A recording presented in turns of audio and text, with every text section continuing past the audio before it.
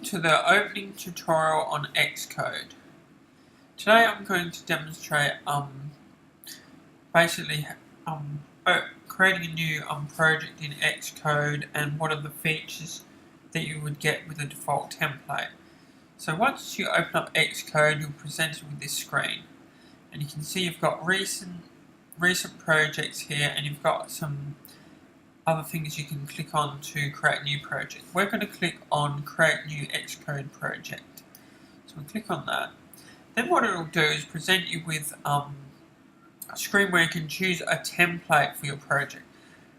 Now we're going to choose the single view application, which will provide you with a controller and a view. So you click the next, and let's enter the project name, demo project. Okay, normally it will just bring in your name because that's what's on your computer. Then down here at the bottom you'll see use storyboards. Now storyboards is a feature which allows you to really create a story of how your app is going to work. And then you've also got this thing called automatic reference counting, which is a new thing that Apple came up with, which allows automated memory management so that you don't need to worry about that as much. So let's click next, and then you can save it. You should have a dedicated directory for your development, which I've got here, and you can also use version control if you've got that installed, but since I don't have that installed at the moment, I'm not going to worry about that. So that creates your project.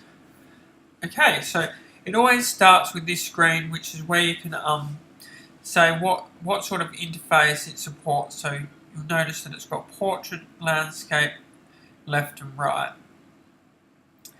And it also allows you to specify the main storyboard. And then if you go further down, you've got some stuff to do with the status bar. Then you've got icons, and this is where you would set your icons once you've actually got some icons. And then you've got some launch images, and you need to provide those when you distribute it. And then this section here is linked frameworks and libraries. This is where you can add extra libraries that you may want to use, like for example if you wanted to do an application with GPS, then you would add the GPS library. And then there's some other settings which you don't really need to worry about at the moment. So yeah, that's pretty much that screen. Then let's go to the left, where you've got your project files. Now in xCode, as you click on a project file, it will display the source code on the right pane. So you've got that. So you've got a few source files. You've got your controller, and you've got your app delegate, which is the main part of the program, which can do stuff when the application starts up. Then we get to this thing called Storyboard. Now Storyboard actually gives you a visual display of what your app will look like. So if we go ahead and run this app, if you click run at the top here, this will start up the simulator, and you'll notice that I've got it set to iPhone 6.1 simulator. Eventually it'll show it on the screen. Oh, here it is.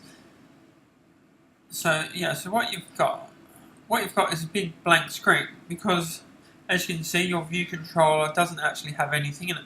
So all you're going to get is a blank screen. So that's just demonstrating what you'll get if you haven't done anything to your app yet. Now and just for a quick demo, I'll add an object just to prove that it will do something different. So what you've got, you'll notice that we've got this palette here selected, which has a whole bunch of objects you can add to a view. But just for a quick example, we usually use a label to prove that something's there. Double click and you can enter the name. I am here, for example. Press return. You've got your label. So your label's there. Then all we do now is click run again. So it goes pretty quick, and once it starts up we should see that label.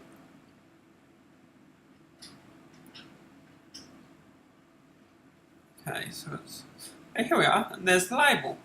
So I am here. So basically you can use your storyboard to actually create your user interface for your view by dragging objects onto it, and you can also you can do even more advanced things where you actually create other views or view controllers which you link all together, so that instead of programming it in code to say that this button opens this view, you can actually get the storyboard to do all that for you. So it makes it a lot easier when you're developing an application.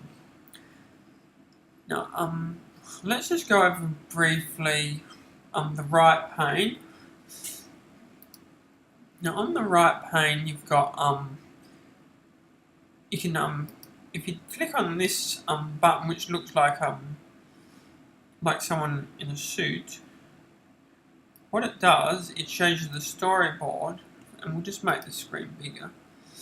So you've got your storyboard and you've got your code here, and basically that allows you to communicate between the code and the storyboard objects. So that's what that one does, and you can turn it off by just clicking the this thing which has 3 bars on it. So you can switch between them just by doing that. You've also got these icons here. Well, this one's your attribute inspector, so you can see that that's the label, and if I do that and press return, that'll change the label. So this is the attributes of the currently selected object. And if you move along to the next one, this is actually where you can assign a class. Say I created a subclass for UI label, then I could come and click on this drop down. I don't have any in there, but once I created it, I could assign that class, and I could change the functionality of the default UI label. So that's basically what that one does. Then you've got a help menu. Not that useful, doesn't really tell you anything. And then you've got file details of the storyboard. So so as a quick review of what you can do in xCode, you've got the storyboard. The storyboard is where you drag and drop objects, and you can create your interface. You can build up a whole interface with this and then just run it.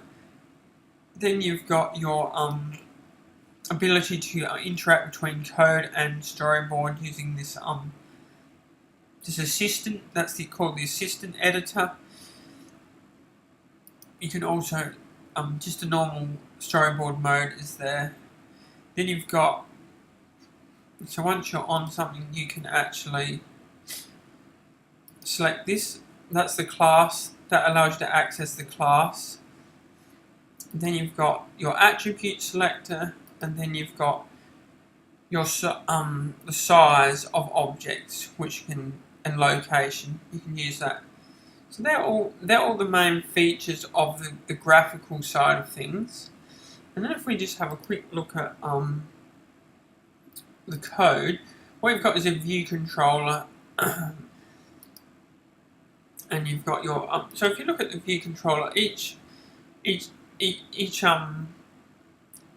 controller is going to have a header file, and it's going to have a body file.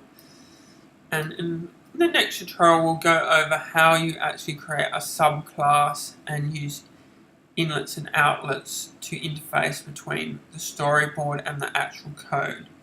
But this was just a brief introduction to xCode and the features that it provides to allow you to create an iPhone app. Thanks.